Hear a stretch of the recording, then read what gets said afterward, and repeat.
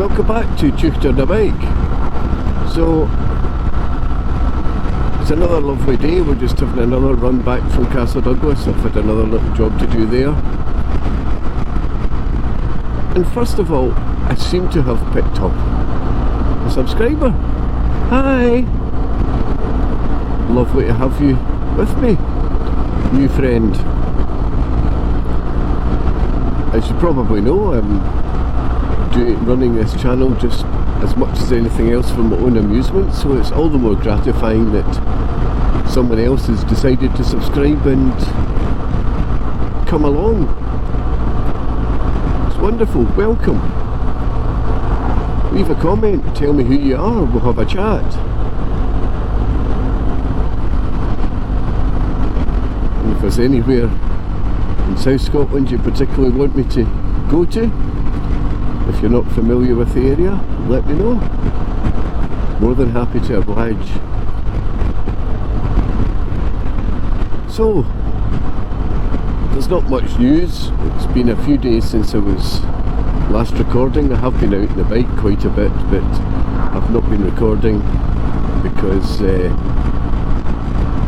was just very short runs to do little tasks. So there was no pleasure riding, if you like.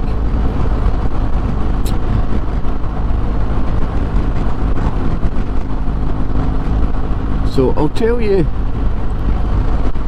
another funny story, because I know that's really what you want. So as you know, I used to deal with pollution control for the local authority.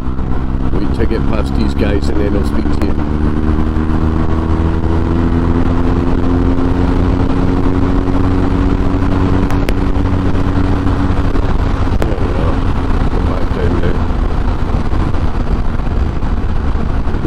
Got a little bit too quick there. So yeah, I used to deal with public health and pollution control for the local authority, and there was one place in particular that I worked that was a coastal, traditionally holiday destination for Victorians, and as you're probably aware, Victorian plumbing was, let's just say, not up to today's standards. So what they used to do is they used to run pipes, large sewer pipes, out from the town and into the sea, and the pipes ran to a certain distance below the low water mark, and the hope was that the tide would wash away the nasties. Unfortunately, that didn't always work. This is where there was gravel the other day, so I'm being a bit careful.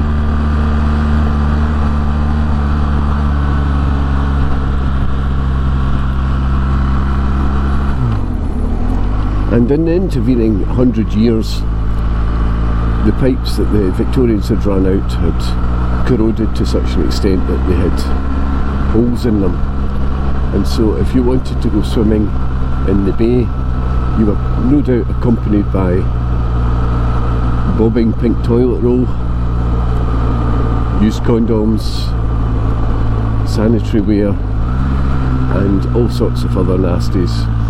Not exactly Queen Beach of the year.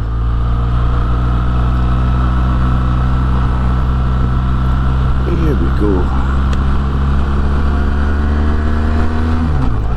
So my colleague and I were tasked with going to investigate which pipes were holed, and there was a lot of pipes. They ran every 30 yards along the beach. There was another pipe that would lead out to the sea. So my boss at the time was one of these old school people that just said, I want it done, and that left it at that, didn't give you any idea of exactly how he wanted it done. So we initially waited till low water, low tide, and walked along the pipes in our wellies, physically having a look, but that didn't work because the pipes went to a longer distance into a greater depth than our Wellingtons would allow. But we also had a thing called an oil pollution control store.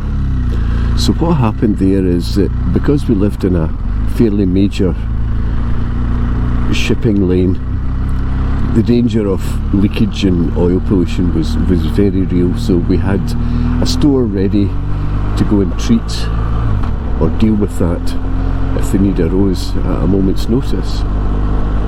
And one of the things that we had in that store was a thing called an Argocat. Now I'll put up a picture of that now.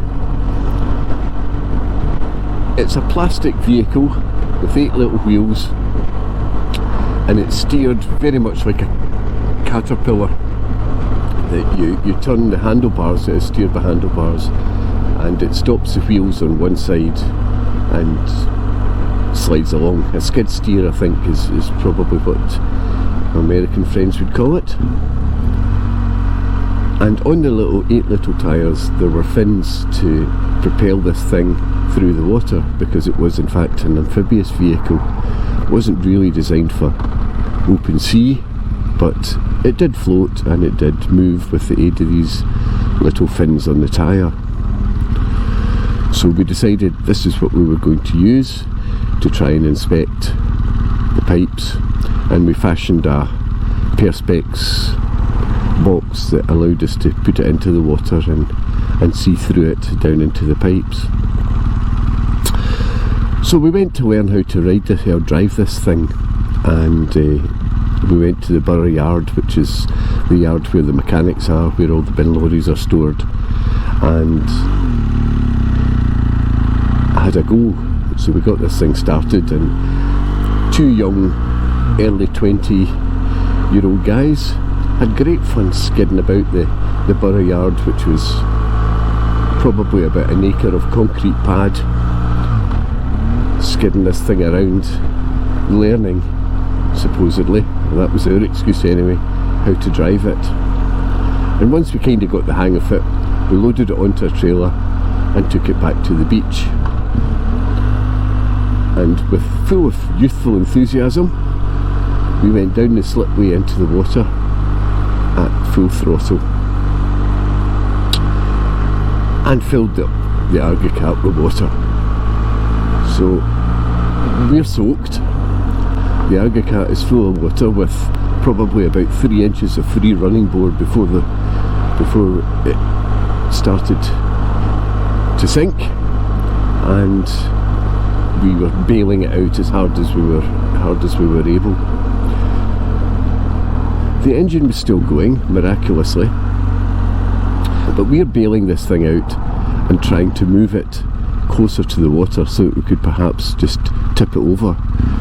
But in our enthusiasm, when we were learning, in inverted commas, to drive this thing and skidding it about the concrete pad, all the little fins that were on the tyres had been scrubbed off.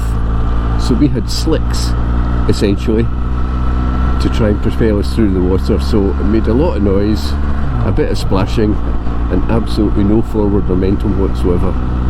We're essentially adrift with a boat full of water. And I think it was me that first noticed the ferry coming in. And it's quite a large ferry, and produced a wake probably about a foot high. Now, I've said already that we had probably 3 inches of running board above the water, so there was only one place that wake was going to go, and that was into the boat. So, being brave, I jumped over and swam for the shore amongst all the turds and pink toilet paper. My colleague, who didn't swim, hung on to the Argocat until the wake hit, and no surprise, it tipped over. So he's holding on to the upturned Argocat. We'd attracted quite a crowd by this time, and I was walking up the shore, dripping wet, going to look for a rope to pull him back in. Anyway, long story short, we didn't inspect any sewers. We absolutely wrecked the Cat. We got it to the shore, tipped it over, emptied it out. The engine was wrecked by this time. Put it back in the trailer, sheepishly sneaked it back into the oil pollution store and kept our mouth shut, or so we thought. However, it was on the seafront and we hit the newspaper headlines that week in the local paper. Something along the lines of incompetent council buffoons. So it didn't endear us to anybody, and the long and the short of it was that the corroded sewer pipes remained corroded and spewed their sewage into the basin for probably about another 10 years before they actually produced a new sewage works to deal with it.